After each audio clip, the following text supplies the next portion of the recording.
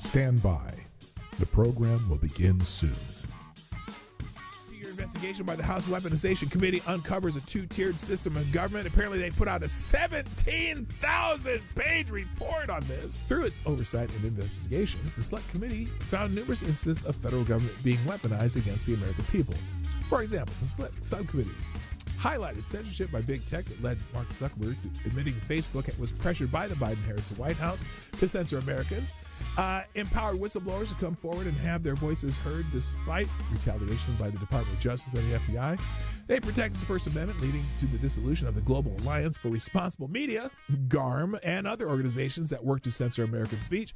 They revealed the weaponization of federal law enforcement against the American people, leading to important policy changes for the Department of Justice and the IRS, and uncovered evidence that Biden's campaign coordinated with 51 former intelligence officials to interfere in the American electoral system weeks before the 2020 presidential election by signing the statement calling Hunter Biden's laptop disinformation.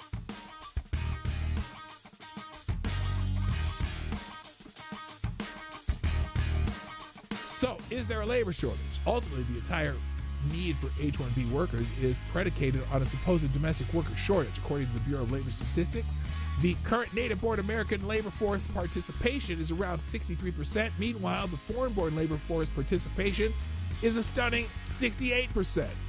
Importantly, per the Wall Street Journal, census data show immigrants who arrived since the start of 2020 are more than twice as likely to lack a high school diploma as U.S.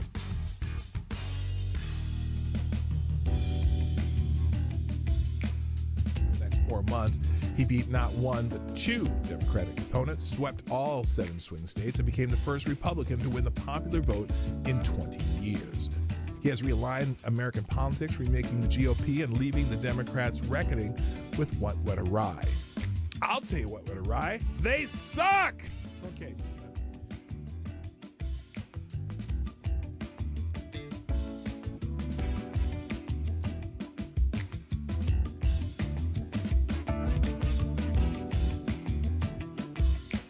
Did you know that since 1977, Congress has only passed the budget on time 4 times?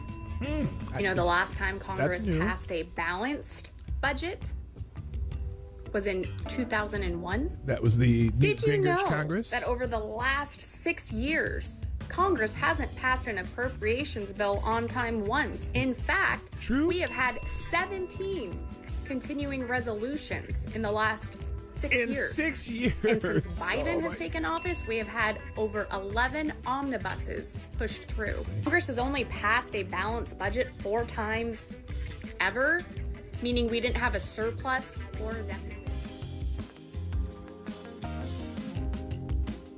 The mainstream has become fringe, and the fringe has become mainstream. There are platforms, there are people out there that are getting 14 million streams, and we're on cable news getting 1 or 2 million. And so there's not on CNN. the whole world out there. Kellyanne Conway, I hate to agree with her, but I do a lot of times. Donald Trump understood that. Stand by. The program will begin soon.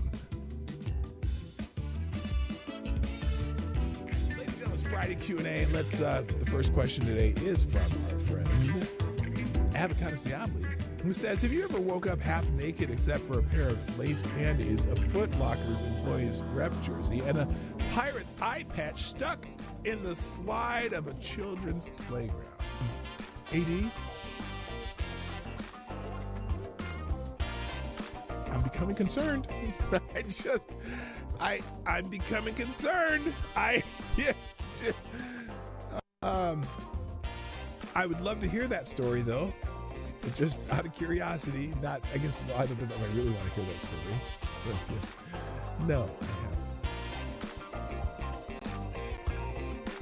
Very discouraged to see many influencers turning on some of our biggest fighters in Congress. Instead of going after the 38 who stand on principle and not raise the debt ceiling, but also didn't support the continuing resolution, why are they going after the people like Republican Congressman Greg Murphy, North Carolina 3, who was the was for the original continuing resolution?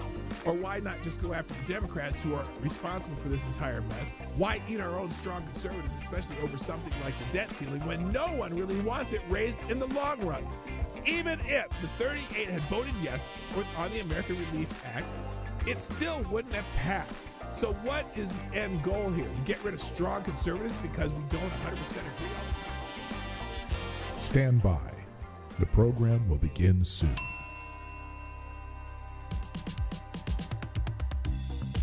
House report recommends FBI investigation into Liz Cheney over alleged witness tampering while on the J6 committee. So there's this seems to be blowing up in Liz Cheney's face as opposed to getting shot with birdshot by her dad.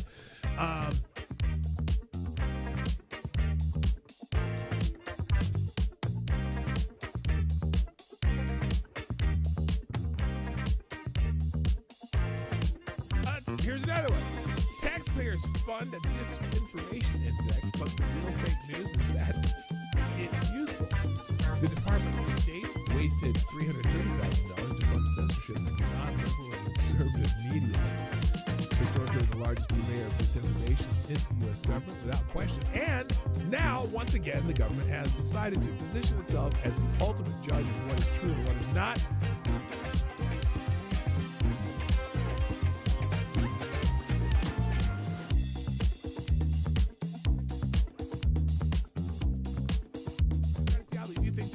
There exists an animal whose shit is actually super delicious. Oh my God.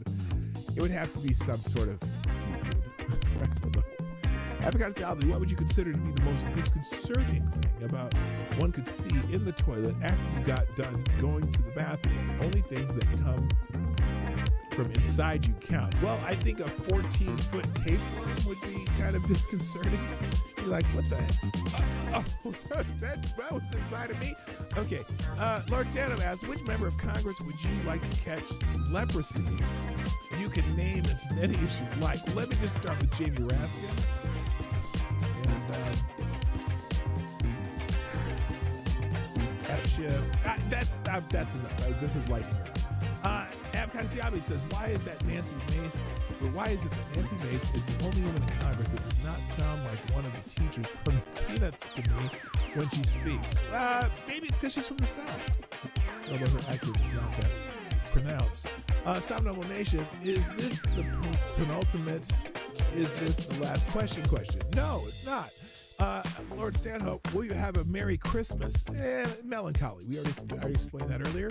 Select a boy who on The Simpsons has a plan that's good on paper but horrible in execution. Oh, obviously Homer.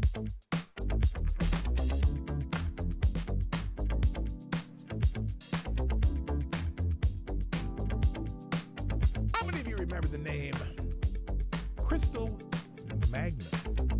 Crystal Magnum. Does that name ring a bell? Anybody? Crystal Magnum.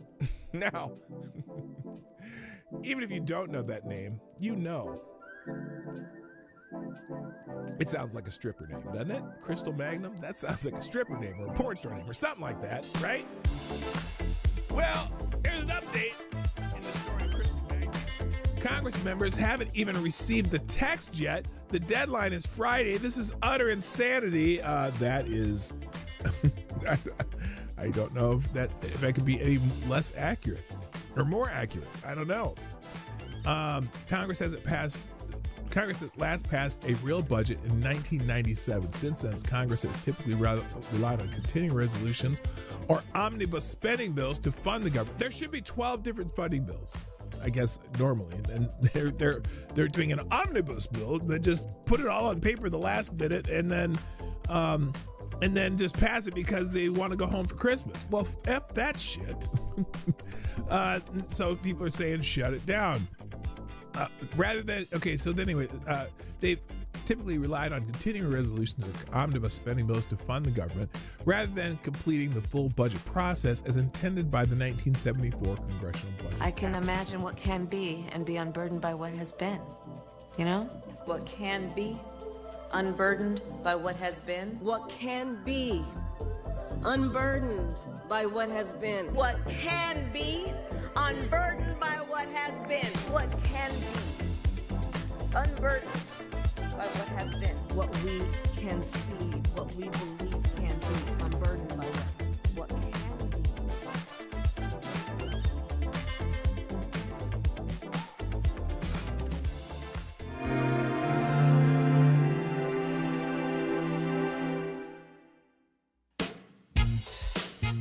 Ladies and gentlemen, coming to you live from the Lucky Dog studio in a hidden location somewhere in the upper Midwest of the United States of America, it's a brother making his own way but with all the wrong opinions.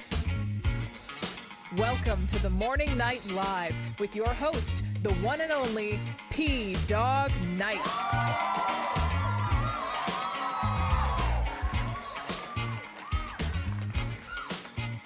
Okay, let's get it going. Good morning, everybody. Welcome to the Morning Night Live. I'm your host, Marty, also known as P-Dog Knight on the internet. Welcome back to the P-Dog Knight channel, where our President of the United States elect is a convicted felon now, apparently. We're about to, I'm going to get in that soon. Oh, no.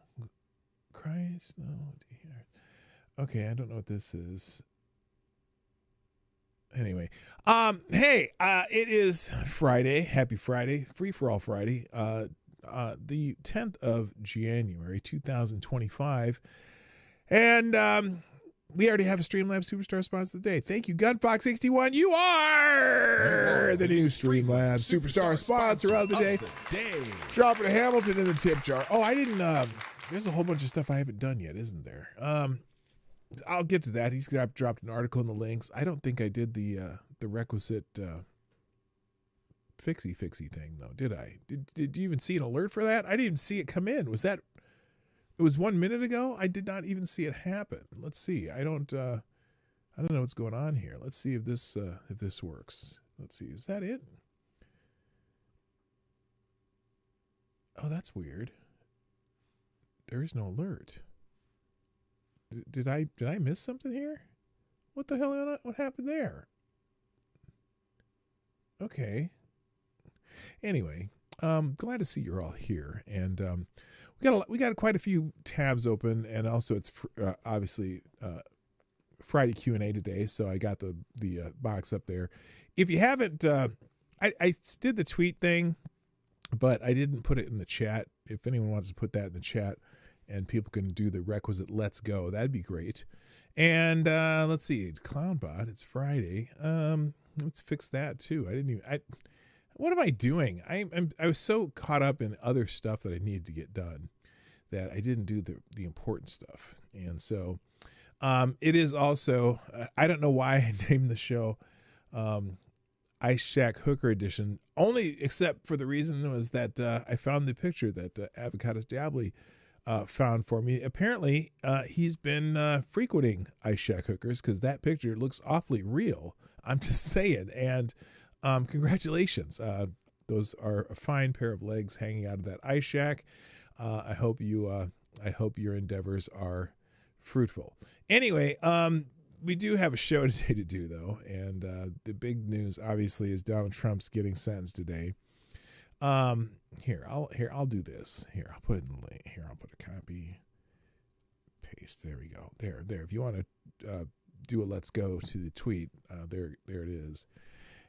It's also $5 Friday. If you can find a way to put $5 in the coffers today, that would be greatly helpful, especially since I have to drive to Omaha today for close friends. We're having a memorial for a bunch of for 3 of the guys who live next door who've passed away in the last year. That I grew up with, and they're going to do one little just celebration of their lives with the 2 remaining siblings and a bunch of friends. And so we're going to drive to Omaha for that for the week, not for the weekend, just for tomorrow. We're going down tomorrow and coming back, which is a challenge because it's a 6-hour drive. We might spend the night Saturday. Who knows? But and then Gunfox gave me this article about Canadian leaders say Trump's talk about Canadian becoming first state isn't fun anymore. You know, I'm a little over it myself, to be honest.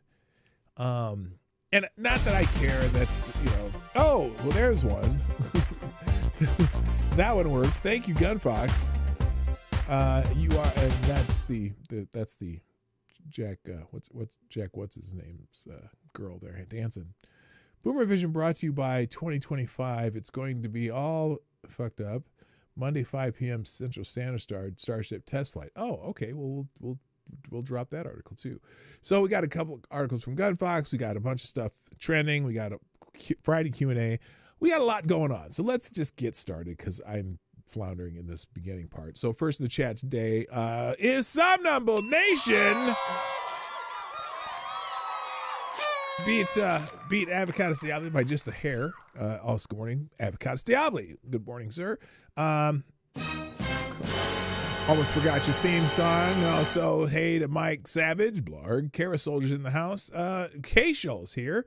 Lord Stanhope, Willie is back here. Good to see you. Ron Jeremy segment next. No, we're not doing that shit.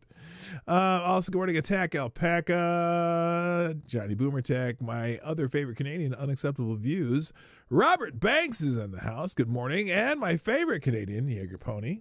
I'm curious what my Canadian friends think about this whole Donald Trump and the annexing Canada thing. I'm a little over it, but we'll get to Gunfox's article about that and see what the Canadians are saying up there are the snow Mexicans. Also, good morning, and I'm sure you love being called snow Mexicans too.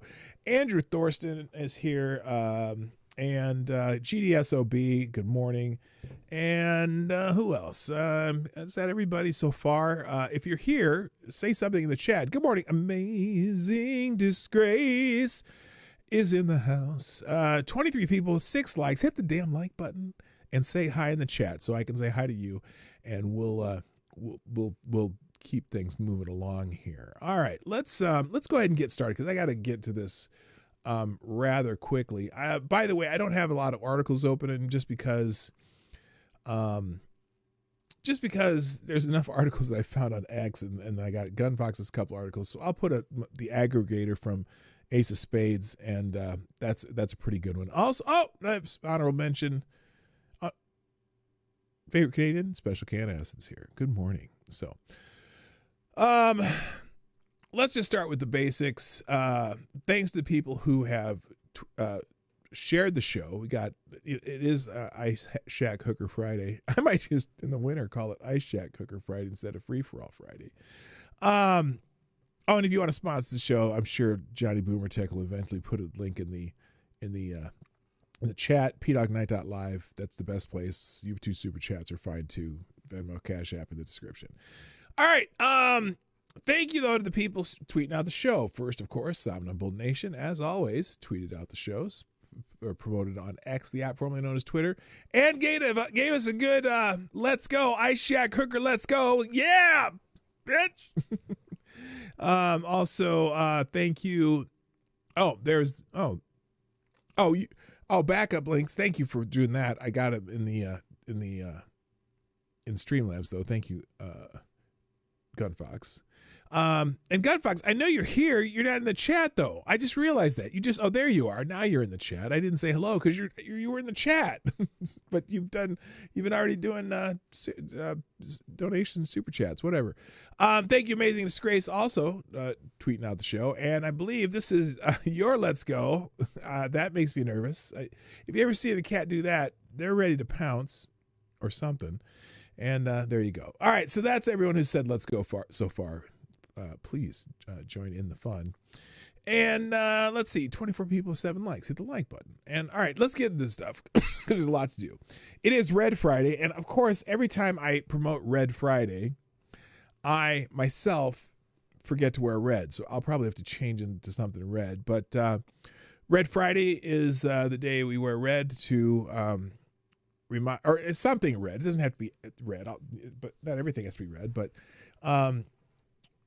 it's a day that we wear red to commemorate people who are deployed somewhere in the world from our United States military, particularly if you have people who are out there. So someone here says, good morning, Patriots. Happy Red Friday. I cannot agree more with this statement. I'm sure there's multitudes that feel the same.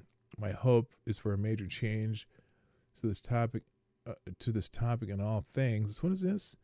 Things I used to trust but no longer. Doctors, elections, vaccines, CDC, FDA, government reasons for war, the Pope, judges, military journalists, FBI, DOJ, and I'm not done. Tons of millions of Americans have awakened in recent years to how deep the corruption in our government has metastasized. Well, there's a lot of us.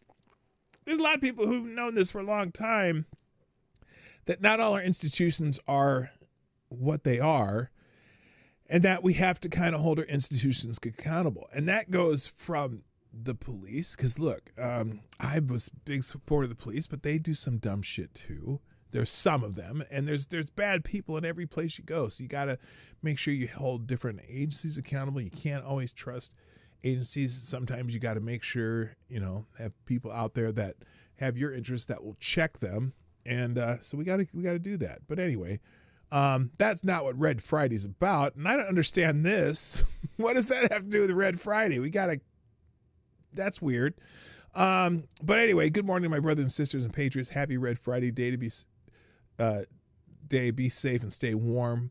We're almost there. 10 more days until they all come home. So, and again, it is that 10 days is probably a reference to Inauguration Day. Also this morning trending, Hoda is trending. Now, Hoda Coat, I don't know how to say her last name. Hoda Coat or something like that. Oh, Keeverdam, what's up? Tyre Alexander's in the house. Whoops. Tyre Alexander, the Scourge. Also, good morning, number one. And is that okay, that's Lord Stan. And Lord Stanhope's here. Good morning. I think I already said that. And some other people showed up. So there you go. Nice to have you all here. The stream, I am going to pin the Streamlabs link to the top of the chat also. So there you go. Thank you, Johnny Boomertech, for putting that out. Hoda Coat, it's her last day on the Today Show. There's a big celebration at NBC today. Now, I generally am not too caring about people who are in the media and things like this. But this, for some reason, Hoda Coat, and I don't know how to say her name, Coped or something like that. She just seems to be a genuinely nice person. She never, the little, my little knowledge of her on the Today Show has always been just a happy person who likes to tell stories and doesn't bring in politics to things and whatever. She just always seemed to be a nice person. And so they had a special, she might be drunk though. Is she a drunk? She does drink a lot of wine. But so they're celebrating her last day on the Today Show, and they brought in a bunch of special people to, say goodbye to her, like Oprah Winfrey, Simone Biles, Maria Shriver, Jamie Lee Curtis, and even Kermit the Frog. And I think a bunch of people just parading onto the Today Show today. In fact, let's see here. When some Washington Post headline, with the future of morning television uncertain, the relentless show something co-host ends her 17 years tenure. She's been on the Today Show for 17 years. I didn't know that, but she just seems to be a generally nice person, and so good for her. Even Blake Shelton came on the show and said something nice about her. So there's a lot of tribute to Hoda Coat. One of the few media people that I don't have any problem with. Hold my coat. Yeah, I don't know how do you say it. Hoda Coat? Hold my coat? Something like that. So anyway, congratulations to Hoda on her 17 years and retiring from the Today Show. Good for her. That's all I got to say about that. Atlanta's trending. Not just Atlanta, but much of the South. It's snowing in the South. Now, if you live in the South or you're from the South, and not there no more, this is an unusual thing happening. Atlanta with snow. Now, I remember, wasn't there a year not this long ago that it snowed in Augusta, Georgia, not too long before the Masters, it's melted or something. But so this is an unusual thing. So everyone's talking about snow in Atlanta. This person says, So naturally, that means a trip to Waffle House. It's snowing in Atlanta. Naturally, that means a trip to Waffle House. Sure, whatever. Hello, Andrew Thorsten. And this is cute. Vernon Jones, who's a conservative commentator on X and whatever. He ran for office a couple times. My nephew's 2-year-old daughter, first sight and introduction to snow in Atlanta. Love it. Yeah, I mean, to even people. I mean, I'm surprised she haven't even had winter coat. It looks like she's out there in tennis shoes and shorts. Well, I guess not, but still, how cute. That little kid getting out there and seeing some snow. Now, of course, the problem is, in 2014 in Atlanta, it shut down Atlanta, just a couple inches. But people are enjoying the snow in Atlanta. And someone has some pictures of some guy in Alabama. He's showing pictures of snow outside his house going, oh my God, what am I going to do? I live in Minnesota, so this is like, you can send all that snow here because we don't have much on the ground right now. I love me some snow. Not Atlanta, Knoxville, Tennessee. What's Knoxville, Tennessee? What are you talking about? No, that's Atlanta. You're in Knoxville, Tennessee. But I know that the whole, it's weird because we don't have any snow up here. We got a bunch of cold, but then it was like all this snowstorms in the south and east, and if it doesn't happen in the south and east, or if it happens in the south and east, then that's when it's really important because, Washington, D.C. and New York and everything is more important than us. But to us, that's just snow. Also, I saw an interesting post on X. I'm still scrolling on that without you seeing it. Here's a question I have for you, because someone posted this on X, just an interesting question. And you can just put it in the chat. What do you currently have your thermostat set at where you live? Now, granted, some of y'all live in warmer climates, but for us, if you live in anywhere where it gets cooler in the winter, like most of America, what do you have your thermostat set at? Just drop that number in the chat. I'm just curious, because I answered that and someone thought I was nuts, because we have our thermostat set at 64. Now sometimes we'll turn it up to 68. Never turn it up over 70 because I'll be sweating. But I as someone who lives in Minnesota, where it's generally under 20 degrees or less, I can come in the house with the house at 64 and feel nice and warm. And generally we wear sweatpants and sweatshirts around the house because it's expensive to heat your home in Minnesota, so we just keep it down low. If we have guests over, we'll put it up to maybe 67 or so. But I was just curious. 21. Oh, 21C, not 21. Okay. Siri, convert 21 Celsius to Fahrenheit. What's wrong with you, Siri? Come on. Why is this so hard for you? 21 degrees Celsius. Oh, so 60. So you have yours basically at 70. Okay. And the main consensus, most people were around 70, 69, 70, 71. And I know we keep ours lower than most people. But anything under 75 is cold to me. Anything under 68 is fucking freezing to me. Oh, you live in one of those static temperature places. Okay, I got you. Shut up, Siri. Okay, done, Siri. Close, Siri. Close. All right. So I was just curious because people thought people who had it, some people thought people had it under 70 were nuts. And the highest I saw was about, I think there was one that had it 74. And I'm like, oh, I'd be sweating my booty off if we had my thermostat at 74. That was just too damn high. But who knows? They may have been a lot older than me. I was just curious. That's an interesting question. Moving on. Marcus Freeman is trending. If you're not watching college football right now, Notre Dame defeated Penn State yesterday. And yeah, that's that. There was an interesting call late in the game that people thought was controversial, pass interference call, which was not. But the coach of Notre Dame is trending today, Marcus Freeman. And this is one of these subjects that kind of annoys me, so I thought I'd bring this up. So when this is the Orange Bowl, it's the semifinals for the college football championships for the big schools. And the reporter on ESPN or whatever was interviewing Marcus Freeman after the game, and she decided to ask this question, and it should annoy me or not. I don't know. Let me see here. Here we go. You, because you are the first black head coach to go to a national championship game in college football. Congratulations. Just hearing that response alone, how much does this mean to you? Now,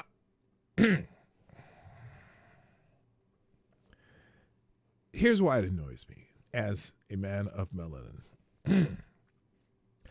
I don't want to be singled out for being the first to anything. I'm just, you know what? I want to be a coach. I want to be. Every time they kind of do this, they try to make it as though they're, not marginalizing you, but then they are marginalizing you in a way. And there are successful black people in all walks of life.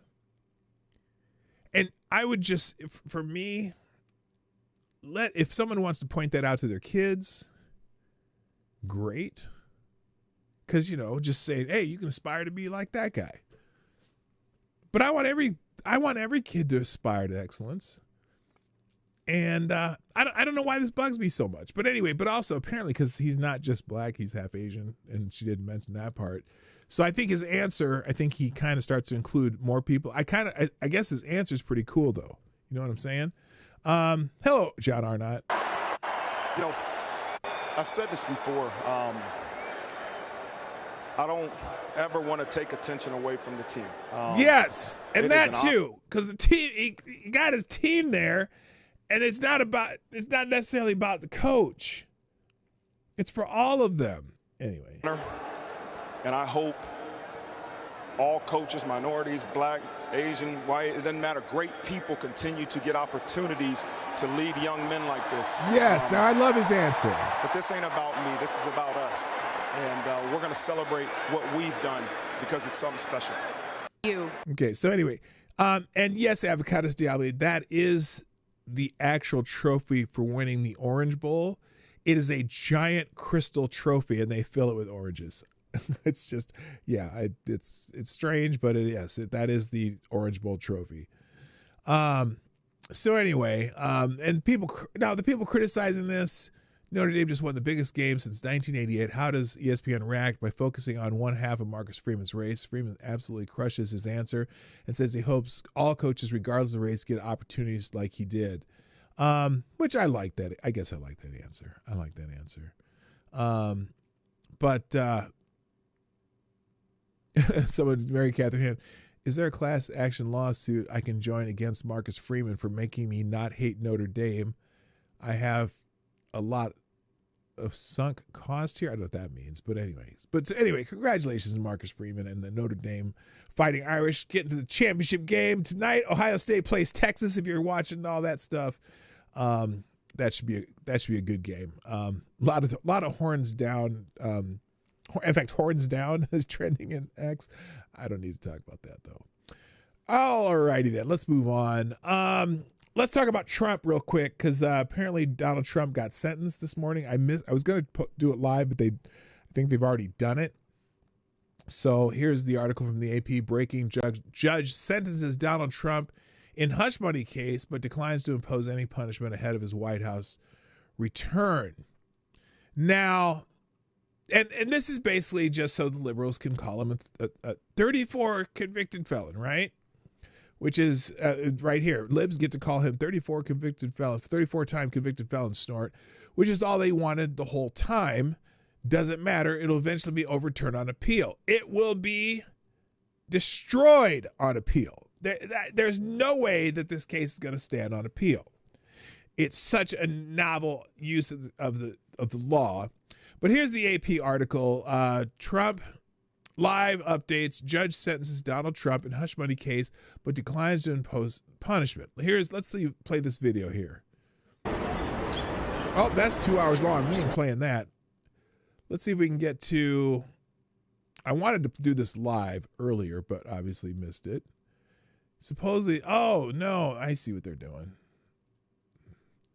Okay, that's just the outside of the courtroom. They did, now, what's interesting too, so this entire case in New York, Judge Merchan,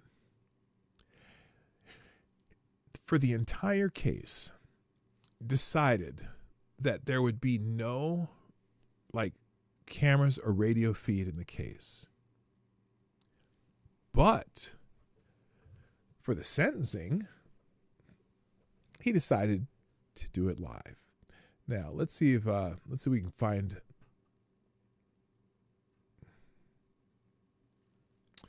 All right, let's see. Let's try this.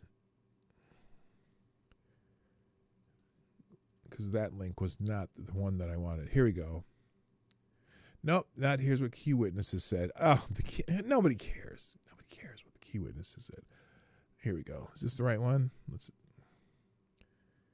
try this. Judge sentences Trump in hush money case but declines to impose any punishment. President-elect Donald Trump was sentenced Friday in his hush money case, but the judge declined to impose any punishment, an outcome that cements his conviction while freeing him to return to the White House unencumbered by the threat of a jail term or fine. The punishment-free judgment marks a quiet end to an extraordinary... No, this is not the end. Now, that's the other part. This is not the end. They are going to immediately appeal the case. But let's get through this. I'm going to read what they wrote, and then I'm going to piss him on around it. The punishment-free judgment marks quiet end to an extraordinary case that, for the first time, put a former president and major presidential candidate in a courtroom as a criminal defendant.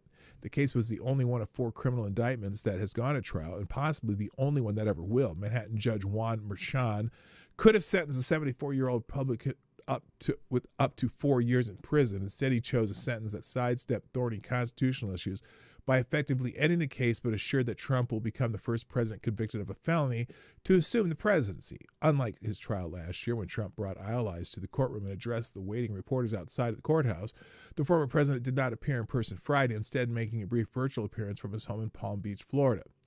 Trump, wearing a dark suit and seated next to one of his lawyers with an American flag in the background, appeared on a video screen as he again insisted he did not commit a crime. It's been a political witch hunt. It was done to damage my reputation so that I would lose the election. Obviously, that didn't work. Trump called the case a weaponization of government and an embarrassment to New York. Trump's sentence of an unconditional discharge caps a norm-smashing case that saw the former and future president charged with 34 felonies, put on trial for almost 2 months, and convicted by a jury on every count. Yet the legal detour and sordid details aired in court of a plot to bury affair allegations didn't hurt him with voters who elected him to his second term. Now, the way they even describe this case, they're not talking about the twists and turns that they had to do to get the case even in the courtroom. It is such an incredible bullshit case. It's just completely embarrassing. Wasn't your first president an insurrectionist? Just saying. Yeah, he kind of was. Hello, Mrs. Hayes. So anyway, Merchan said that, like when facing any other defendant, he must consider any aggravating factors before imposing a sentence, but the legal protection that Trump will have as president is a factor that overrides all others. Now, and again, listen, this guy's a grandstanding prick.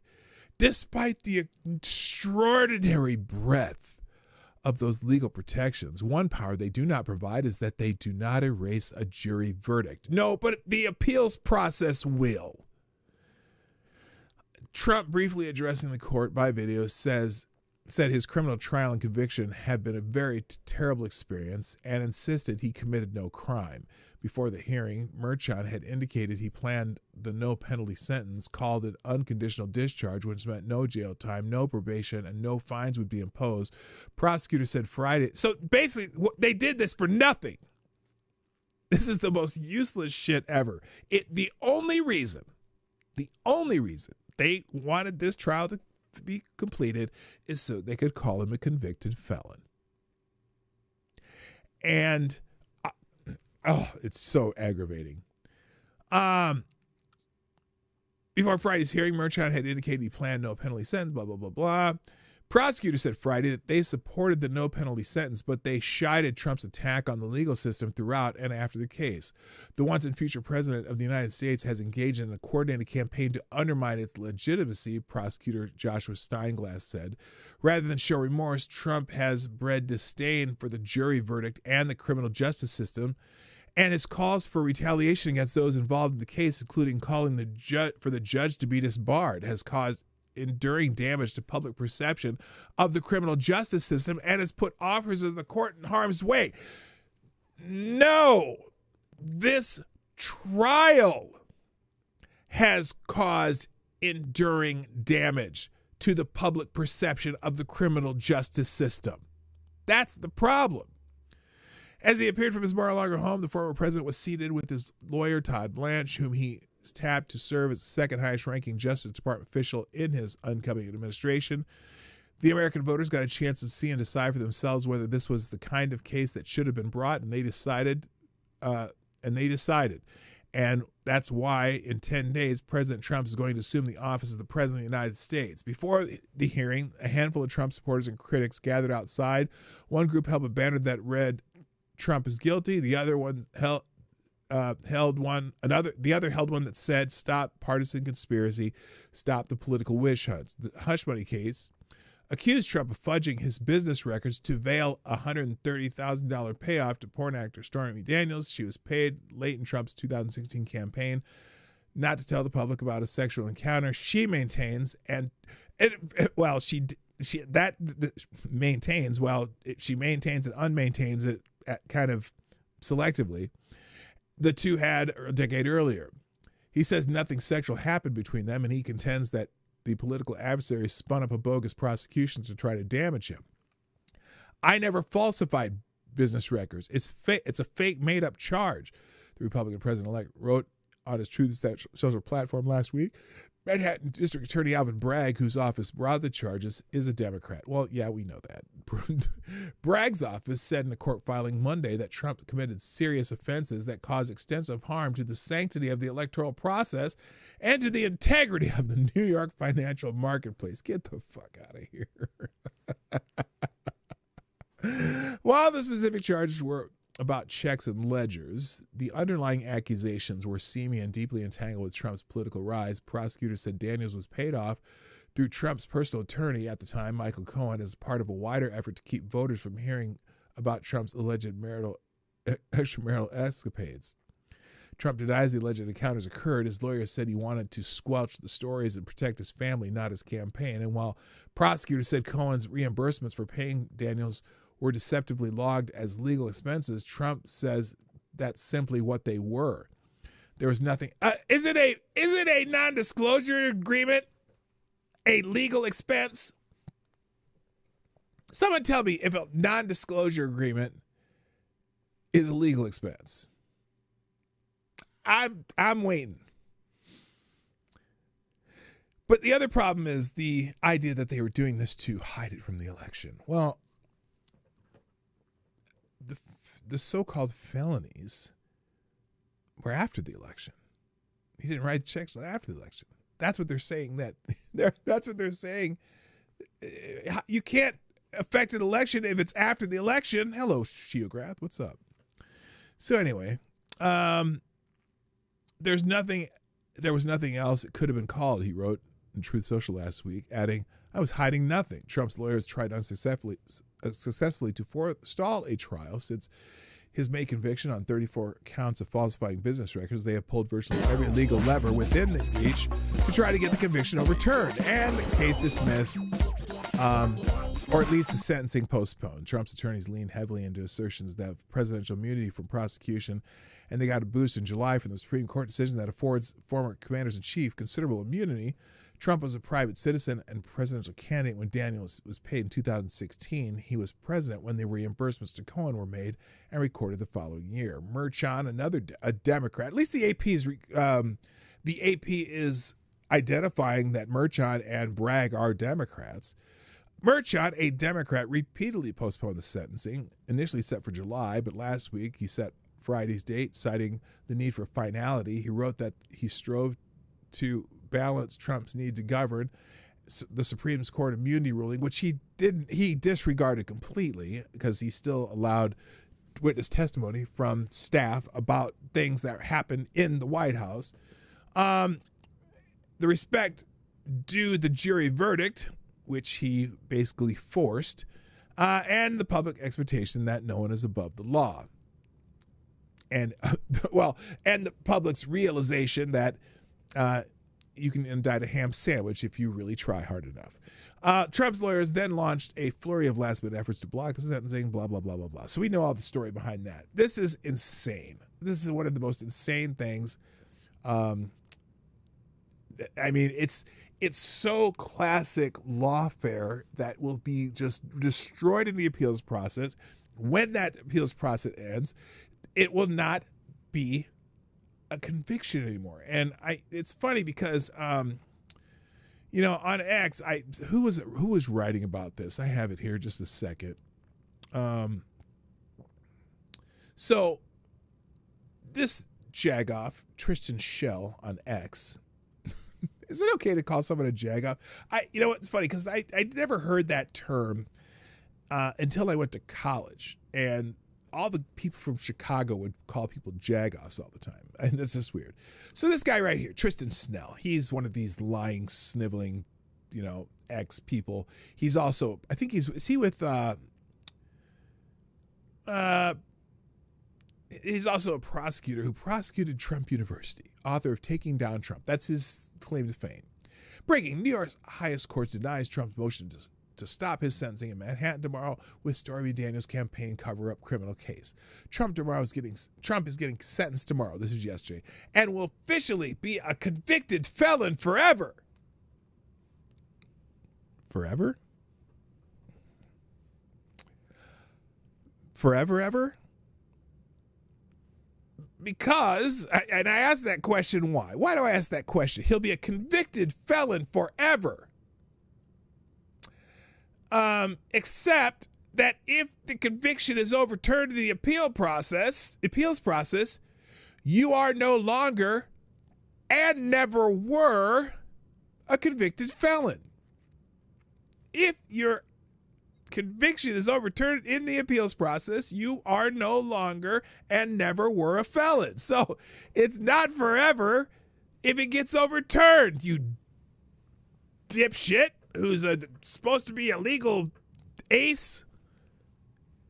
Good Lord. So anyway, that's that. We will move on after I read Tyre Alexander's special donation of $2.30. Thank you, sir. Appreciate you. Tyre Alexander says,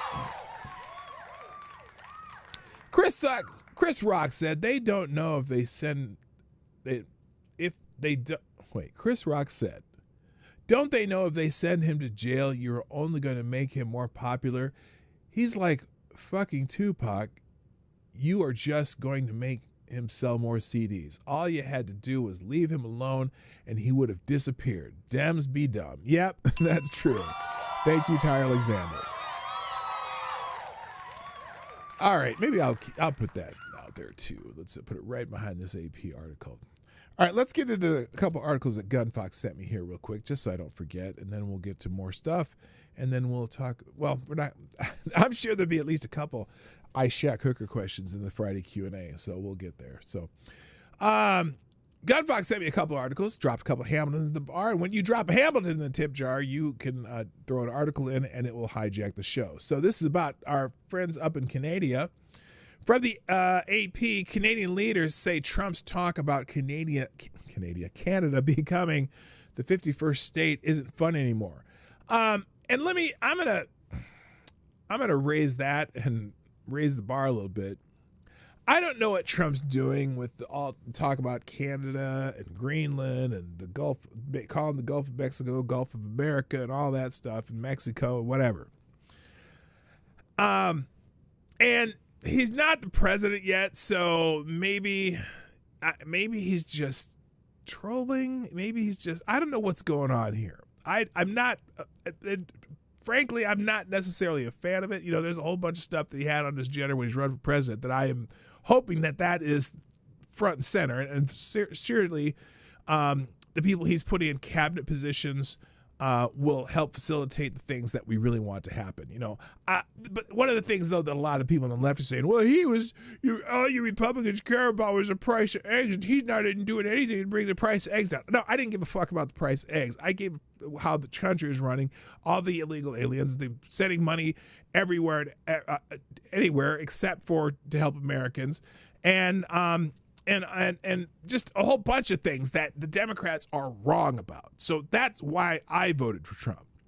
Okay, and is it okay? I see people saying, is he trolling? Is it a negotiation tactic? Whatever. Is it just a distraction because he's going to come in hot with a bunch of things that he wants to get done early? I don't know. I hope that's correct. I hope I'm right, that everything's fine, whatever. But it is kind of distracting. And of course, now he's fighting with Gavin Newsom about the fires in California, which oddly, nothing about the fires in the California was trending today. Maybe they just put a limit on it or something, but no one seems to be talking about the fires today. There's a whole bunch of articles about stuff about that you can find in the aggregator from J.J. Sefton. There's some things, though, that obviously some things that some of the facts that came out, by the way, or the facts that people have been putting out, some of them have been inaccurate.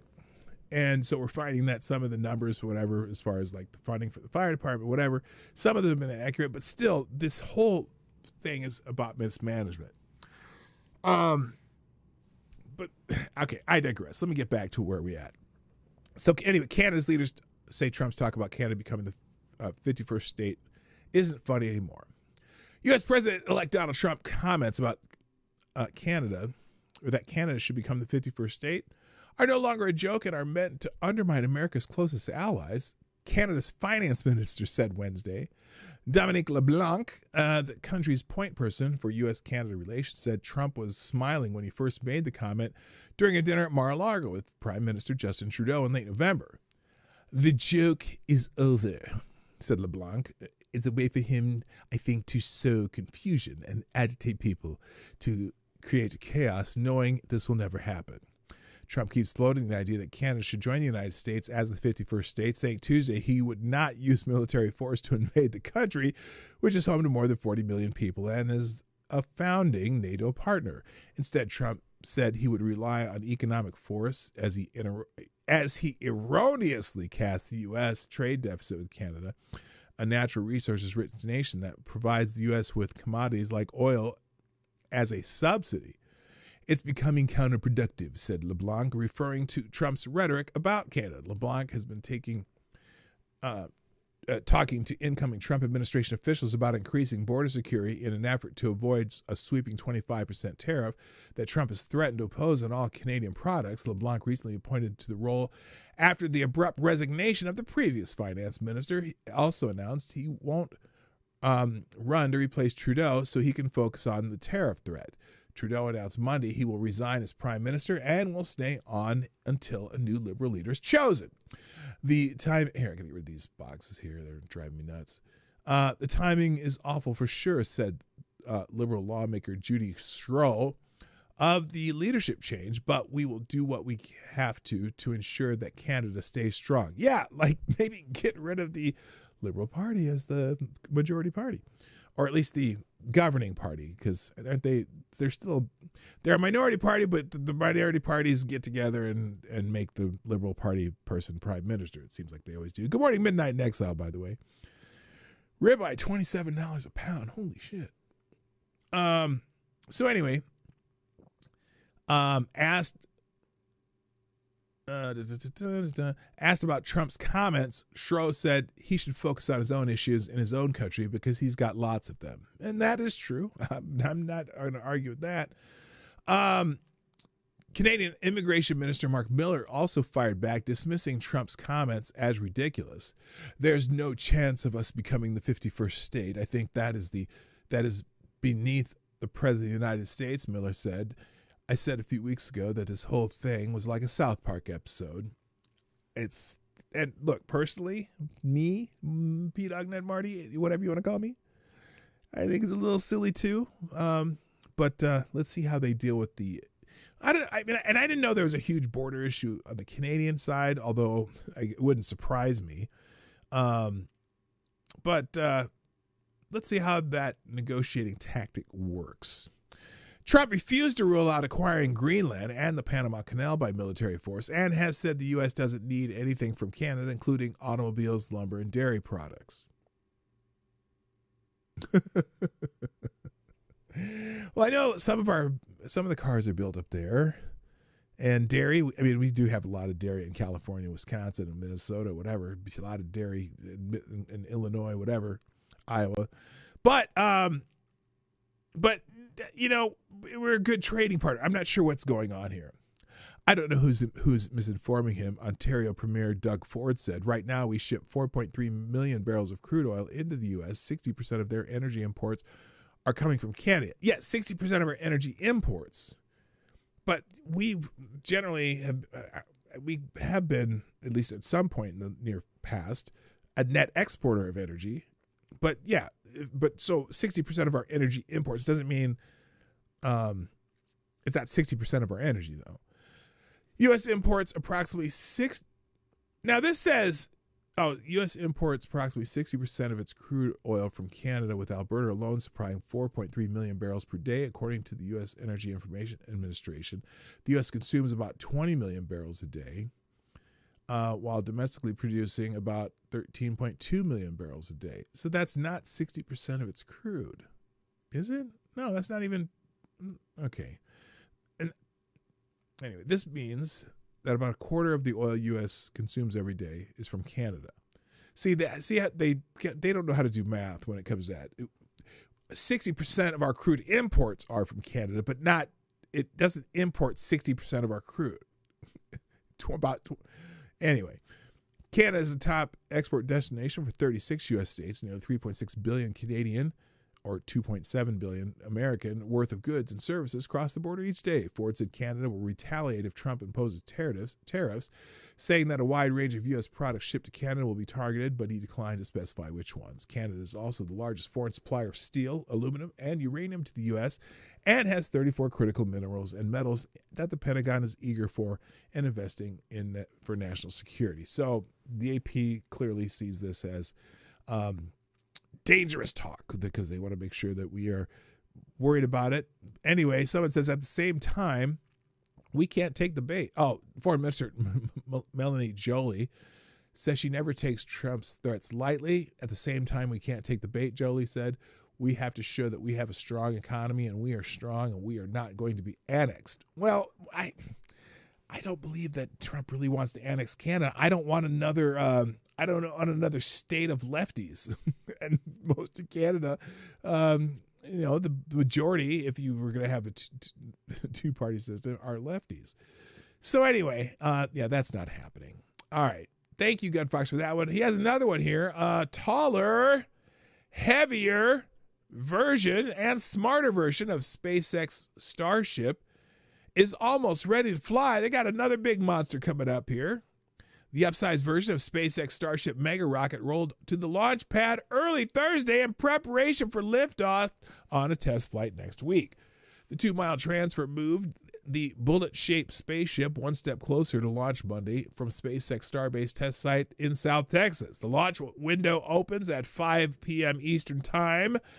This will be the 7th full-scale test flight of SpaceX Super Heavy booster and Starship spacecraft, and the first of 2025. In the coming days, SpaceX technicians will lift the ship on top of the Super Heavy booster.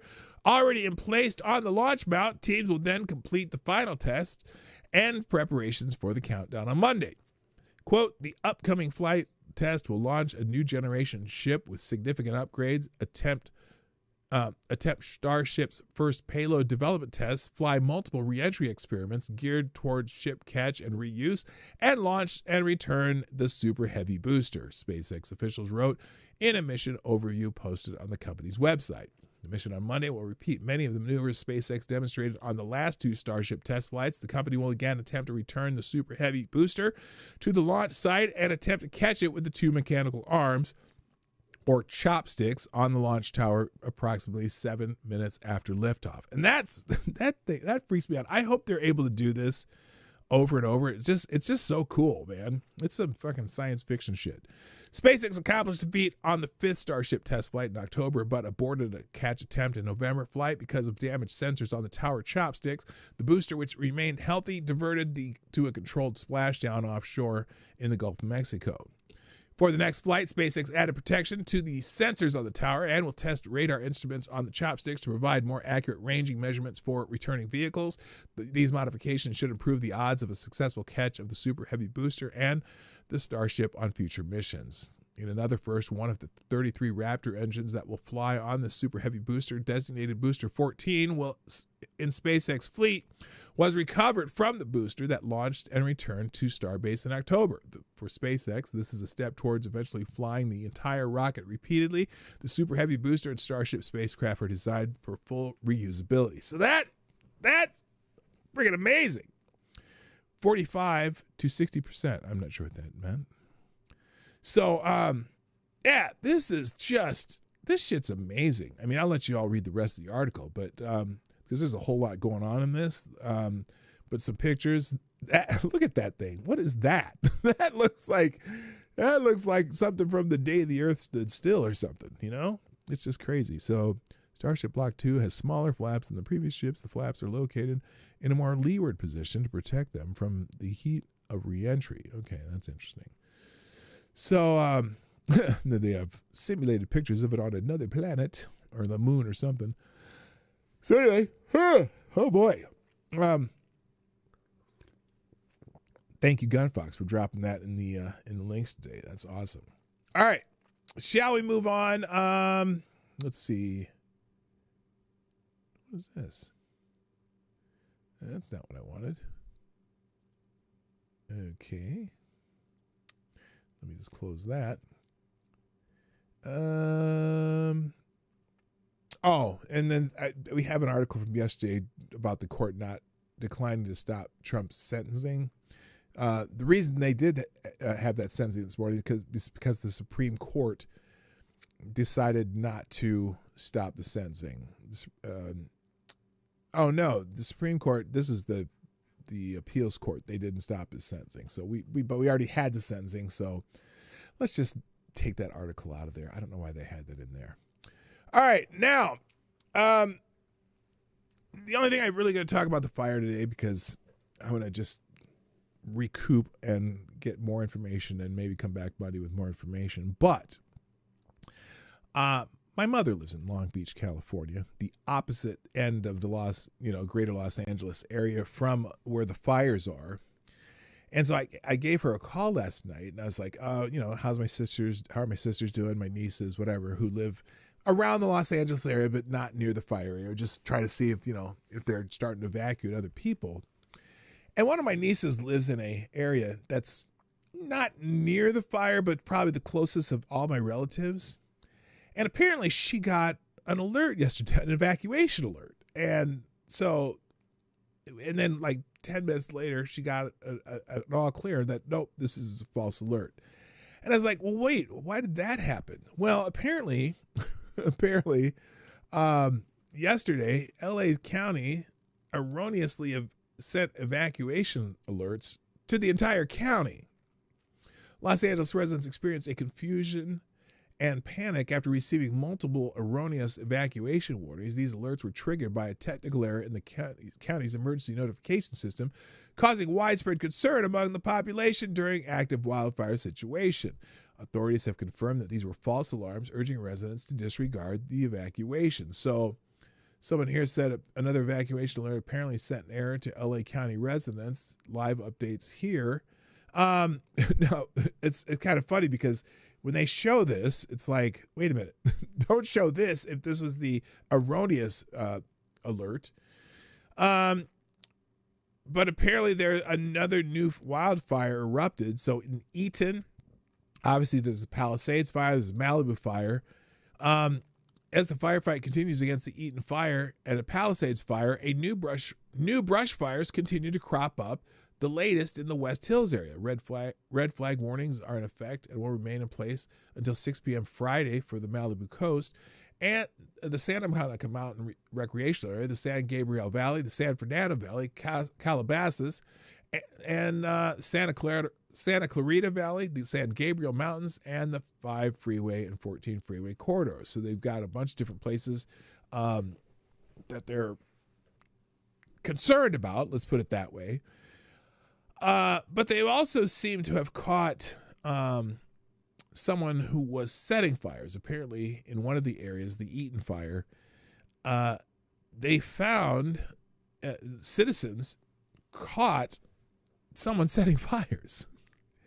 And they detained him and turned him over to police. I don't have a lot of information on that now, but there is some of that information in the aggregator today. There's a whole section on the Los Angeles fires, and so there are articles, all kinds of articles about it there. So I'm gonna stay away from that topic today. Mel Gibson is trending, the actor from Mad Max fame and Lethal Weapon and all those things, The Patriot, all kinds of great movies. Apparently, his Malibu mansion also burnt down while he was at filming Joe Rogan's podcast. That's what someone here says. Mel Gibson's Malibu mansion burned down while he was filming Joe Rogan's podcast. He says, I was doing the Rogan podcast. I was kind of ill at ease while we were talking because I knew my neighborhood was on fire. So I thought, I wonder if my place is still there. When I got home, sure enough, it wasn't there. The vehicles were gone, everything. It was completely toasted. I've never seen such a complete burn. It's like someone did it on purpose to really destroy every aspect of it. So this is Mel Gibson talking about that on News Nation. Here's Mel Gibson. And Mel joins me by phone right now. Mel, I am so sorry to be talking to you under these circumstances. I'm looking at video of the ruins of what was once your home. Was his house. I got to ask you how you're doing. I'm doing good. It's just a thing. But, it is obviously, it's kind of devastating. It's emotional. You lived there for a long time, and you had all your stuff. You remember George Carlin talking about your stuff? Yeah. I had my stuff there, and it's all like, I've been relieved from the burden of my stuff because it's all in cinders. Yeah. Where were you, Mel, when the fire broke out? Gosh, I was in Austin. I was doing the Rogan podcast, and I was kind of ill at ease while we were talking because I knew my neighborhood was on fire. So I thought, I wonder if my place is still there. But when I got home, sure enough, it wasn't there. I went home and I said to myself, well, at least I haven't got any of those pesky plumbing problems anymore. When did you drive up? Did you take this video that we're looking at? Yeah, I was taking some of it. Rose took some, and the chickens survived. It was amazing. That is. The chickens poop, and they were fine. So we gave them some grain and some water, and they're happy and laying eggs and stuff. So there you go. They weren't roast chickens. How did the chickens survive? Was she with you in Austin, or? No. We evacuated. See, I left on a plane, and the winds were picking up, and I went to Austin, and of course. While I was gone, whenever I leave town, a fire breaks out. It was the same last month. I mean, it was the same thing. The flames were like 200 yards away from my house. But this time they came from the other direction and really nailed me. And I have never seen a place so perfectly burnt. It is like, it's kind of, you could put it in an urn, Yeah, there is nothing there. What about the rest of the neighborhood, Mel? Your neighbors, the people you've lived next to for quite some time, how did they fare? Yeah, some of the neighbors really got it hard. I know, Ed Harris, the actor who lives down the street, I think his place is gone, and many of my friends up and down the street. And it was kind of random. It wasn't every place, but it was quite a few places. There was a dozen places or so that were just non-existent. I mean, nothing but a chimney and a few roof tiles, and you dare not walk around for the nails and the whole deal. The vehicles were gone, everything. It was completely toasted. Okay, I'm going to stop it there. Just, I just wanted to give you an idea what there's more, but if you want to watch it, it'll be in the links. I'll put a separate link for this one. But God, I have no idea what I would do if something like that happened. In my house, I have heirlooms, I have things, I have photos, I have just things that, that are important to me, I guess, just to me. And it's just wild that you could all be gone. Just you'd go away. He goes away to do a podcast, comes home, and everything's gone. Just whatever he took to fly to Texas and back is all he has left. Certainly has a bank account, fortunately for him, but I couldn't imagine for me. It's like, you have two choices: lose your shit or laugh. And the emptiness you'd have. I guess you eventually just have to rely on people that you love, people who are friends, whatever, to remember what's important. I guess he has his life, he has his family, and more power to him. But that was the only reason he was trending. He was also trending because of some things he said on the Joe Rogan podcast, and there's a couple links here, but one of them he was talking about. One of the things he was talking about was ivermectin and cancer, and he was on the Joe Rogan podcast talking about some of his friends who have had cancer, and so this has people riled up, obviously, because anytime first of all, a lot of people on the left don't like Mel Gibson, but also because again, ivermectin he's talking about. And so here's what happened on the Joe Rogan podcast. I don't know if this is going to be okay to put on here or not, but I'm going to put it on here anyway. I'll tell you a good story. Okay. I have 3 friends. All 3 of them had stage 4 cancer. All 3 of them don't have cancer right now at all. Now at Studios in the house. Nice to see you. And they had some serious stuff going on. And what did they take? Jesus. They took some, what you've heard they've taken. Ivermectin. Fenbendazole. Fenbendazole. Yeah. Yeah, I'm hearing that a lot. Okay, so I'll play that much of the clip. But he's got people pissed off. Everyone's chirping about it. It's like about him being a crackpot and whatever. But wait, drink what? Hydrochloride. They drank hydrochloride something or other. There's studies on that now where people have proven that they've drinking methylene blue and stuff like that. Yeah, methylene blue, which was a fabric dye. Yeah. Yeah, it was a textile dye. Now, don't. Again, I'm not recommending that at all. I'm just noting that that's what they talked about on the Joe Rogan podcast. And it's interesting, and I'd love to see some studies on it. But that has people. Let's see what. For example, let's see. I treated one of Mel Gibson's friend with ivermectin and fenbendazole. Oh, this is a doctor. I'm glad he's shining a light on cancer success of repurposed drugs. We must insist on having ivermectin. Oh, wait. Oops, that's not what I meant to do. Hang on. Oh, I see. We must insist on having ivermectin, fenbendazole, and mebendazole made available over the counter to every American. Now, you can get those over the counter in many other places like Mexico and Nigeria or whatever. And this is another one. I believe I treated one of Mel Gibson's friends. He describes in this clip, ivermectin and fenbendazole treatments for cancer are going mainstream. Big Pharma's not happy because those are drugs that are way past their they're past the generic stage where you can get, they're cheap drugs, and all these pharmaceutical companies are trying to develop cancer drugs because, developing a new drug can be very, very good to me, right? It's kind of like, so it's interesting. It's interesting to see them talking about this. Now, there's certainly going to be detractors. You think companies that make ivermectin and albendazole wouldn't put these drugs through clinical trials if there was even a tiny, tiny chance they could cure stage 4 cancer. Brother, I'm running out of bridges. So some people are rightfully skeptical. I'm skeptical of anyone says. But it's interesting he said that. Someone here said, I've had 3 patients disappear into the fenbendazole ivermectin rabbit hole and it killed them. Showed back up with bigger lung cancer tumors and metastatic spread all over the body. I don't know those anecdotes gets to win in the end, but there's no secret cure.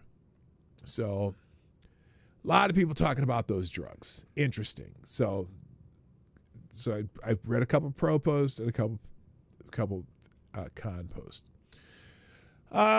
New Yorker's trending. They're fighting with Elon Musk. Put out an article about Elon Musk. They're perplexed as to why Elon Musk or anybody else would care about the unanswered and unaccounted for mass abuse. I'll use the word abuse instead of the R word, and torture of hundreds of thousands of young.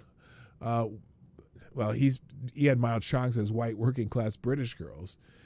And they put out this article, Elon Musk's latest terrifying foray into British politics. I just give you the lead here. For the past week, British public life reverberated with the impact of Elon Musk's tweets, percussive, repetitive, basically vile, calling for the overthrow of the elected government and weaponizing a national scandal related to the abuse of young girls in impoverished English towns. It's been hard to keep your head, and not everyone has. The onslaught began on January 1st when Musk responded to a report by GB News, a right-wing news channel, which said that the country's Labour government had rejected a national inquiry into non-recent sexual abuse in Oldham, a town just outside of Manchester in North England. Perhaps unsurprisingly, the actual story is more complicated than that. For years, local politicians in Oldham have been divided about how best to address catastrophic failings among the town's police and local officials in their handling of abuse with an R and abuse cases of girls in the towns in the 2000 and early 2010s.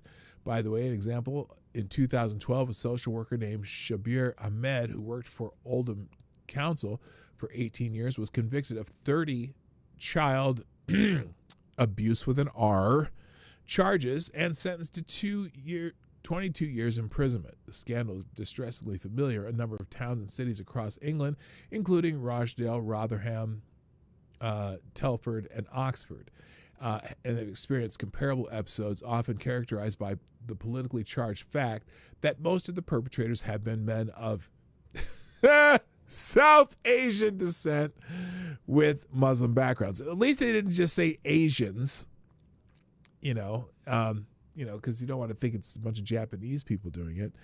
And most of the victims have been young white girls. But there's thousands of victims, and why there isn't I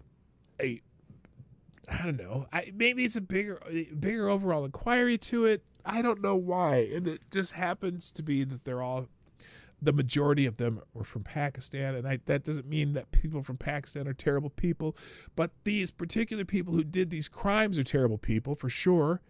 And there's clearly a pattern of where they're from and where they immigrated to. So, I don't know why. But anyway, so they're mad that Elon Musk is talking about this. And a lot of people are just laughing at the New Yorker for being mad at Elon Musk talking about this. Let's see. Let's find one here. Well, the ongoing, and you would have a harder time explaining your lack of interest. The New Yorker thinks it's not newsworthy because the girls are from deindustrialized towns, not like important people in big cities like them. Yeah, that's kind of how the article comes off. It's like, well, these are just people from small town. It's like someone from Plattsmouth, Nebraska. They're not in New York City, so this couldn't be that important. So anyway, and then apparently they're also going to come out with a cover that's going to look like this. This is apparently this cover is going to be out just prior to Inauguration Day, and this woman saying kudos to the New Yorkers. Trump will have a stroke and it could couldn't happen to a nicer Nazi. They're having Elon Musk take the oath of president with Donald Trump in this picture. If you can't see it, it's stupid. All right, moving on. I got to get this Q&A here quick. So anyway, I have links to those articles. Also, by the way, the United Kingdom, related to this, UK counter extreme. Okay, can't even say it. UK counter extremism unit probes Musk social media activity. So it's funny because they've been talking about over there about how they would arrest Americans for the same social media violations that they arrest their own people for. So this is funny to me. The United Kingdom's counter-extremism unit is monitoring the social media posts of Elon Musk, focusing on his criticism of the UK Labour politicians and comments on the grooming gang scandal involving men of Pakistani origin. This monitoring arises from concerns over the potential impact of his posts on national security. What do you mean?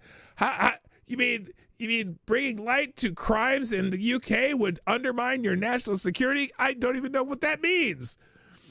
Musk's engagement includes a series of tweets criticizing European and UK politics, which have sparked a debate over free speech versus the propagation of extremist views. Well, I don't think that bringing light to that is an extremist view. I'm sorry, but someone here says, don't pour gas on the fire.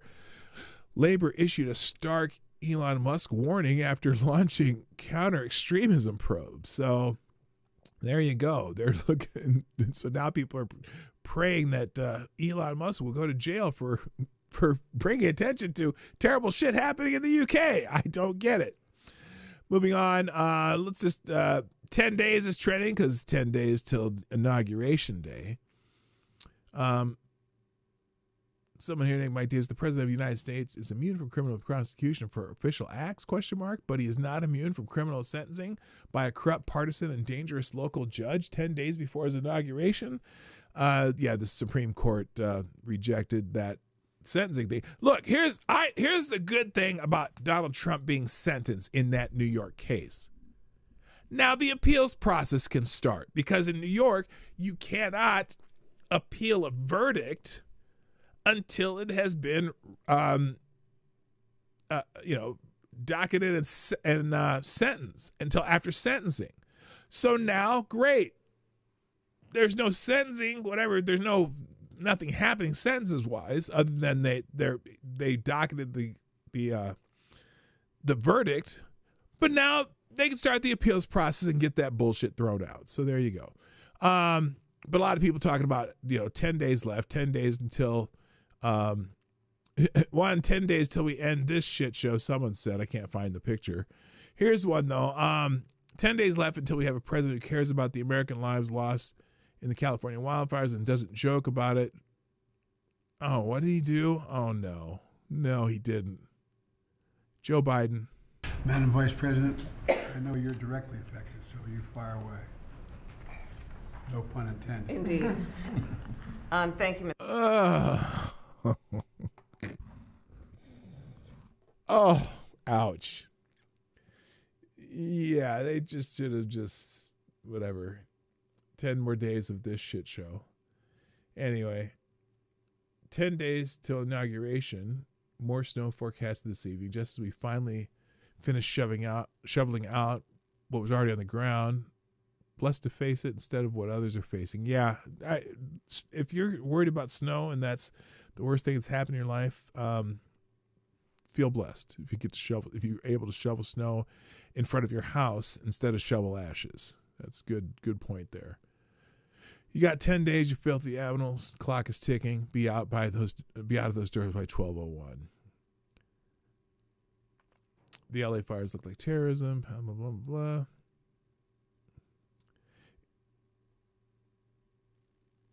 And then, there's a Steve Bannon's show about the sentencing. So anyway, 10 days, guys. 10 days until Inauguration Day. What shit show's going to happen between now and then? All right. Other things trending. Dan Goldman. I've got some clips with Dan Goldman. He's a moron. Talking about Trump pardoning the J6 people, some of the J6 people. And many people reacting to him, but I got to skip that because we got to do Q&A. And then John Fetterman visited Mar-a-Lago. He's called the historic visit to Mar-a-Lago. Democratic Senator John Fetterman of Pennsylvania has announced he will meet with President-elect Donald Trump at Mar-a-Lago, marking the first such visit by a sitting Democratic senator to the president-elect's private club. Fetterman emphasizes his role as a representative for all Pennsylvanians, not just Democrats, and aims to discuss bipartisan issues to serve his state's interests. One of the funniest things about that, though, is some people asked John Fetterman about his visit to Mar-a-Lago, and here's what he said. Hey, Senator. Yeah. Can we ask you what you hope to get out of your visit to Mar-a-Lago to talk to Donald Trump? What are we talking about here? Is there some news? There's some news. We hear that you're going to be heading down to Mar-a-Lago. Yeah, I've heard that. Yes, I've heard that. Yeah. What will you be discussing with the president? Well, yeah, I demand that I need to be made Pope of Greenland. Do you have the resume to be Pope? I'm having a conversation like he's the president, he's going to be. So, all right. You know, I am not the senator for just Democrats in Pennsylvania. I'm everyone's senator in Pennsylvania. And so it's just having a conversation with the president. I got to tell you, everyone's wondering about John Fetterman. People on the left are very uncomfortable. People on the right might be too comfortable, if you know what I mean. Don't get too comfortable with John Fetterman, but it's refreshing to have a politician like this. I wish we had more. I wish we had more on the right that would actually spend time talking to the ones on the left, and more on the left actually talking to the ones on the right. They can have principled disagreements, but you never know what you're going to get out of a situation like that. So there you go. All right, and then the two articles from Gunfox. So let's get to Friday Q&A. Ladies and gentlemen, it is time for Friday Q&A. I am going to have to go through this quickly because I didn't realize how much time I had used, and but I will have links to all the stuff in the chat at the end of the show, as I always do. In fact, I'm going to go ahead and set that up now so I don't have to fumble around with it at the end of the show. But let's get into Friday Q&A, because this is what we do on Fridays. We ask questions of me, and I try to answer them as best I can in the spirit of the seriousness of each question that is asked. And so there you go. All right, I have all the links ready for that. Okay, here we go. Friday Q&A. Thank you, Gunfox60, or excuse me, thank you, Avocados Diabli, for putting the spacers in. 3 spacers works every time. Avocados Diabli says, now I have to think of a question I wasn't expecting to be here. Oh, well, where were you going to be? I'm not sure. Anyway, and good morning, Kara Soldier, who said good morning over on the Friday Q&A.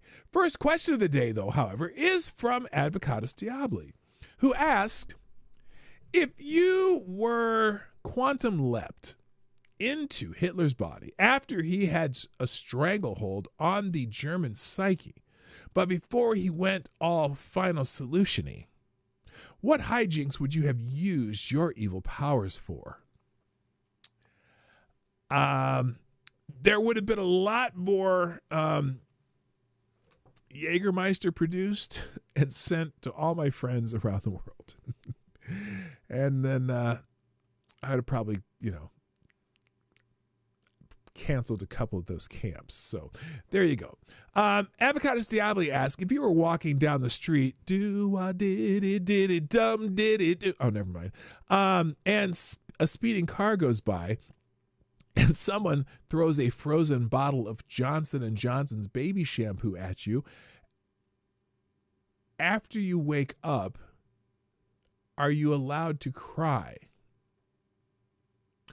Well, wait, now hang on, AD. What makes you think that I would be asleep?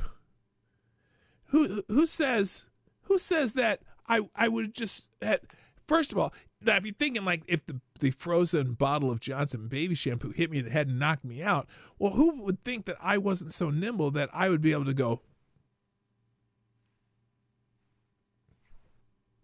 that's what I would do, so I wouldn't be asleep. I don't even know what that means. I think you're just making up shit to make me think too hard. Okay. Hello, Eric Cole DiStefano. Nice to see you. Let's see here. Okay, here's a new one. Wait, if you're driving.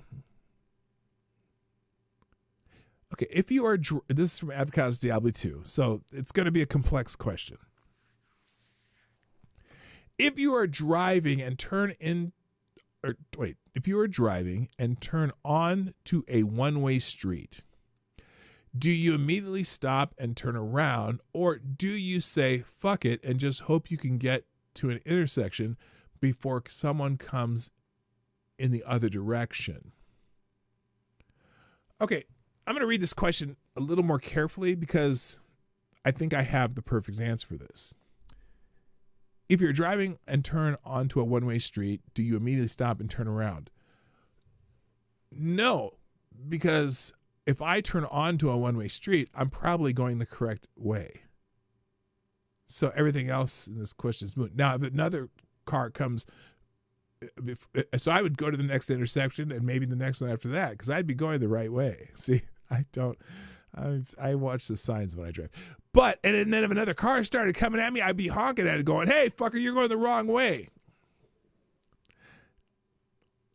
Or if I was going the wrong way, I probably wouldn't notice and just go to the other intersection until cars started coming at me. I don't know if I've ever done that. Okay, here in the chat, here's a good one. A question for the chat, and put it in the regular chat. Have you ever done that, turned the wrong way down a one-way street? I have never done that before. So that's why I was confused by the question, because it doesn't say I was driving the wrong way onto a one-way street. It just says if you are driving and turn onto a one-way street. If I turn onto a one-way street, I'm going the right one way. Know what I mean? All right, moving on. Lord Stanhope asks, if your wife loves kale, can that be considered grounds for divorce? Not necessarily.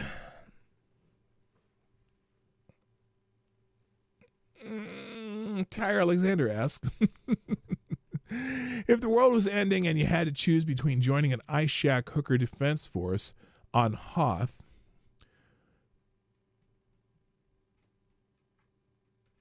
would go or be destroyed. Wait, what? Tyre, I think you didn't finish the sentence here. If the world was ending and you had to choose between joining the ice shack hooker defense force on Hoth would go or be destroyed with the earth.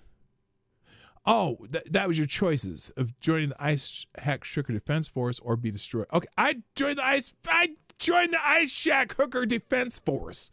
I like my life and it would be okay. I don't know what Hoth is though. What is Hoth? Anybody? Okay, Lord Stanhope asks,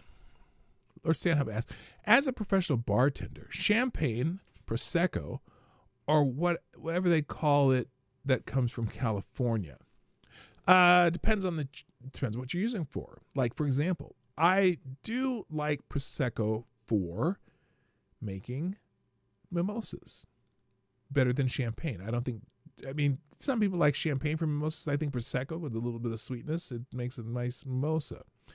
And you're talking about like sparkling wine, basically what they call it from California, like California champagne or sparkling wine.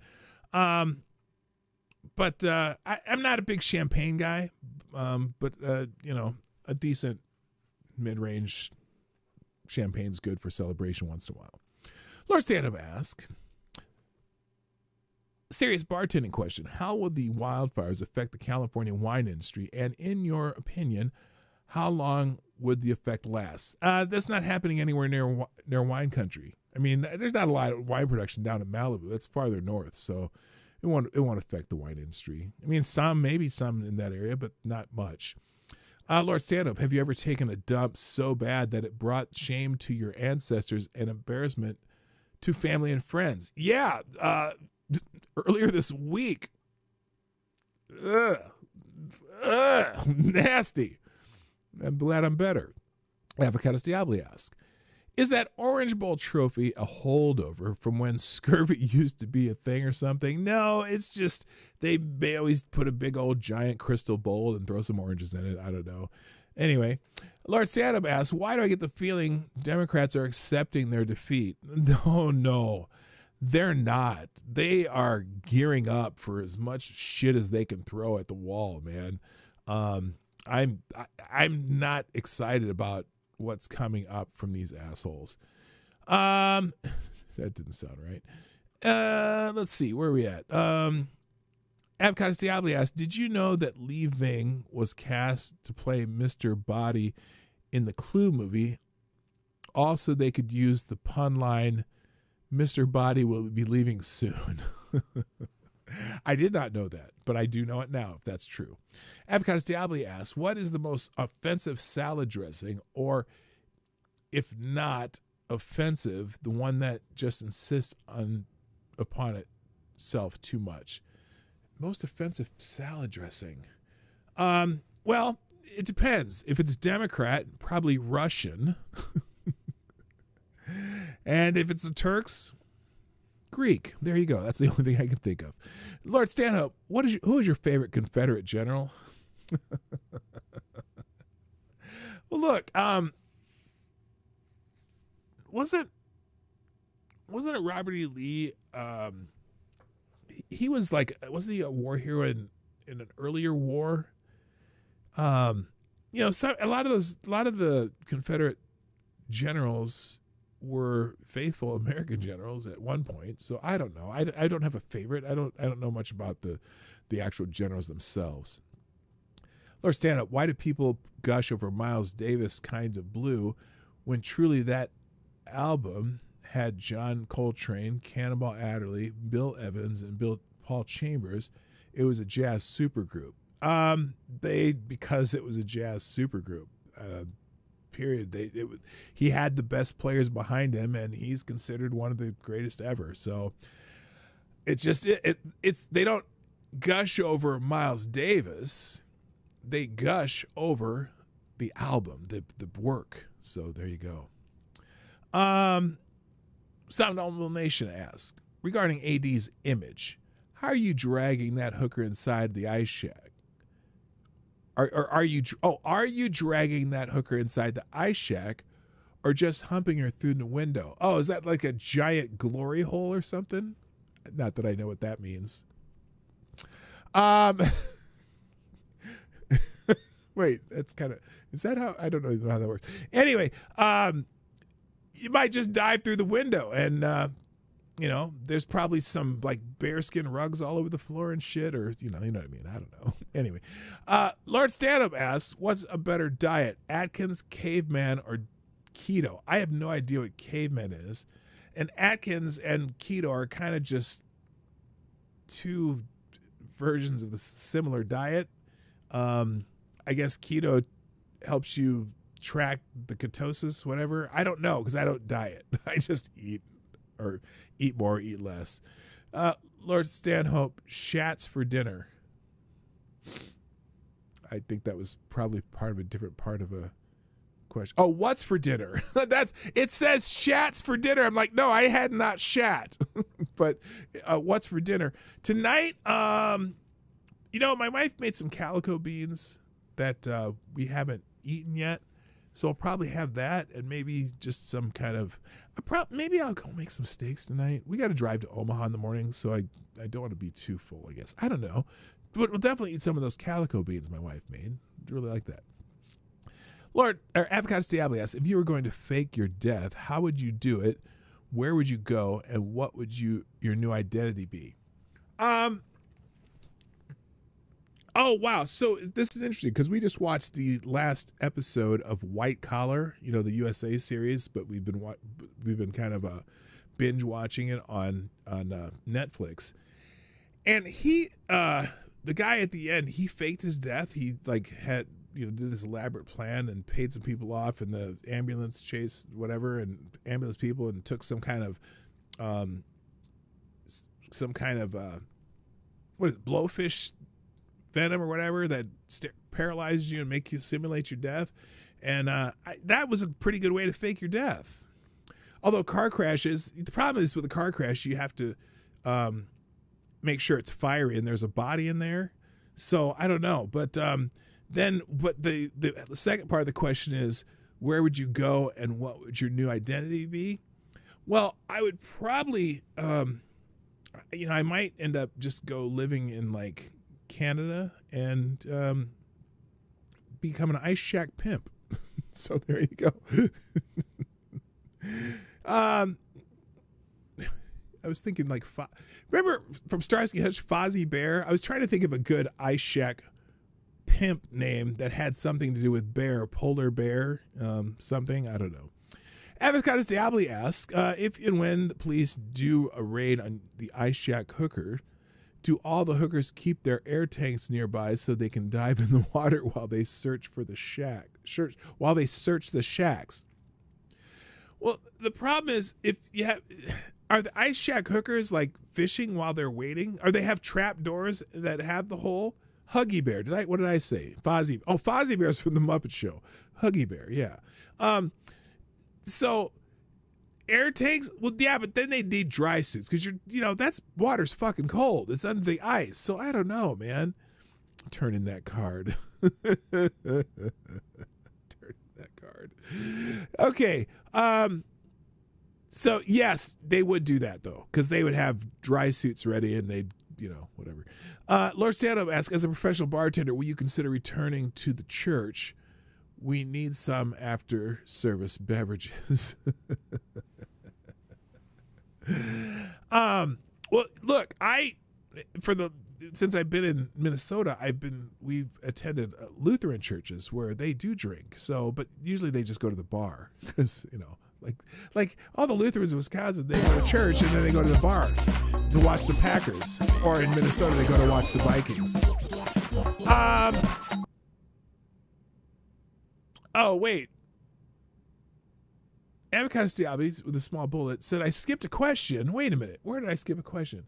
Since you skipped it, have you ever woke up in a briar patch in the middle of a snowy field dressed like a baby New Year next to a discarded Easter Bunny costume head and a 100-gallon drum of mayonnaise?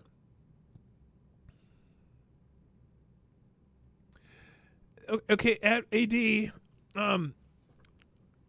need to stop telling me your secrets in these questions. This is getting weird.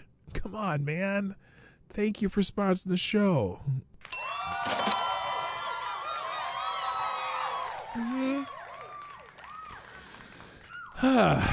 Lord Stanhope asks, was Mel Gibson a better actor or director?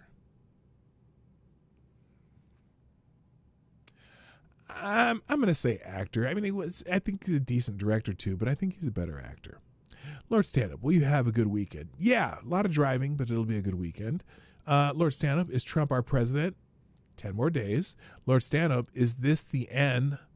My only friend, the end? Not yet. Avocados Diabli, has it not struck any of the people on the whole Trump is a totalitarian dictator and Elon will be the real president train that a totalitarian dictator would not be all that keen on sharing power? Oh, I see. Has it not struck any of the people on the whole Trump train, or Trump is a totalitarian dictator? Yeah, no, they're dumb. They think that Trump would be like sharing power with somebody, and that's not Trump at all. So never mind. Anyway, Select Boy asks, is there anything that DEI contributed that has been positive? Siri, close. That was weird. Is there anything that DEI contributed to that's been positive? Look, I'm tired of blaming everything on DEI, and assuming that just everybody in a position of power or someone who has who's in a position of a good job or whatever, if they're the problem, a lot of people are just, anytime they see a black person in a job that takes some competence, they're like, oh, DEI, DEI, DEI. But it's not always that. But sometimes it is. And that's what is maddening about it for me. It's like, look, you can't yell DEI every time you see a black person, or you can't yell DEI every time you see a woman in power. But then you see the people running the fire department in Los Angeles, and you're like, really? There's an interview with one of them where she's talking about how they ask her if you could carry a man out of a fire. And she's like, well, does it really matter? I mean, why would the man shouldn't have been in that position in the first place. Well, what if the man hit his head and got knocked out and you found them in the middle of a fire? You have to be able to do the fucking job. So the answer is kind of no, because again, my theory on DEI is to increase diversity in workplaces. You got to start when they're young in school. You can't wait until the job hiring process, because all DEI does for people is, it makes a lot of opportunities for middle-class college black and female graduates of things who would have gotten a job anyway, because they become higher in demand because they're trying to make a false, even though they say they're not doing quotas, it makes a false quota. And so the ones who are already able to do those things, they've just become in higher demand. So all you're doing is helping a bunch of middle-class, already accomplished people. So anyway, hope that answered your question. Large hand up. Cammie's Cali house burnt down. Is it wrong to feel glee? Did it? I didn't know that her house burned down, but there are a lot of celebrities and well-known people whose houses burnt down. And yes, it's wrong to feel glee if that's true. I don't want my worst enemy going through that. I just don't. I just think it's terrible. Select boys. So what do you give to the National Guard as a reward for guarding the White House? A free hotel room, A, or B, a bag of chocolate chip cookies? That's a good question. I suppose I would say that I think the free hotel room would be much more useful, especially since it's snowing in D.C. Avocados Diabli, question the last is this. No, but it's close. But here comes the last question on Friday. Q and A. And that comes from Resolute Germ, who asks, seriously, how do you not know what Hoth is? Okay. Look, I remembered in the middle of the stream as we was going through Q&A that is Hoth isn't that it's from Star Wars, right? The ice planet, like when the funny creatures and shit, isn't that Hoth?